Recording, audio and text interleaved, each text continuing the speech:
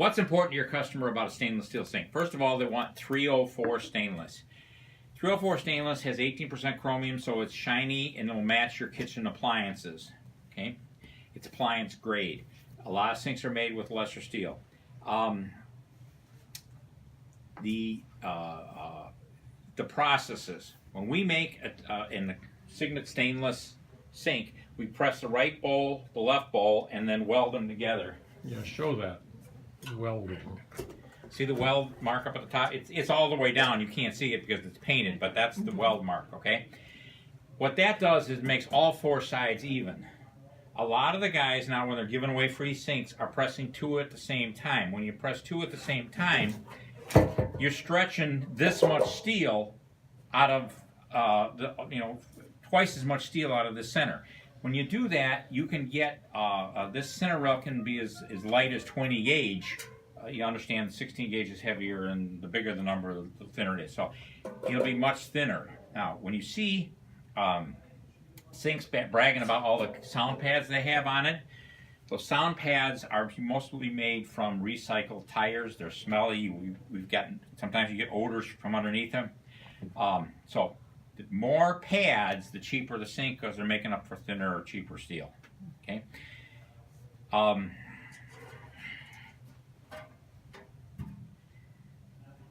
The next thing is the brushed finish. That has a brushed finish.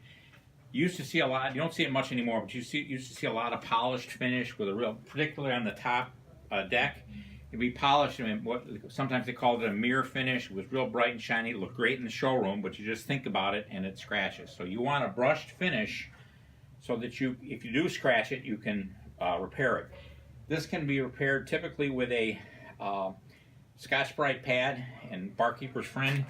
But even if you have more serious scratches, we have a kit called a scratch away kit that will take out more serious scratches.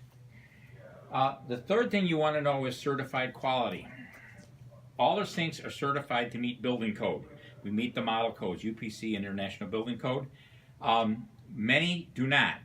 To be certified, to meet the building code, you have to have the manufacturer's name or logo, and it has to be stamped with the independent lab that has tested it. Now that's a very detailed and expensive process, so a lot of the guys doing cheap sinks don't do it. If it has a sticker on it that says meet UPC standards, that doesn't mean it meets UPC standards. You have to have an independent lab certify that it meets those standards. So ours all meet the code.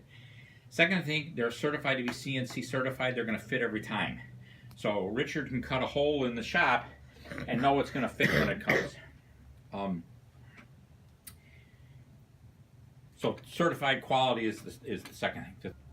The final thing is you got to have somebody stand behind it. Just like our sinks and just like the faucets. If you have an issue with the sink, send us the name and phone number. We'll call them, figure out what's going on. If we can't fix it, next time I'm in town, I'll go see them. Okay, that doesn't happen very often, but it does. For example, this was a lady who sent us a picture of a sink that she said was defective. If you take a look at it, we sent our Barkeeper's Friend and told her to use a Scotch-Brite pad and look at the second picture. That's the second picture she sent us. She was so delighted after. I mean, our sinks are great, but you do have to clean them. So self-cleaning, we haven't got that far yet.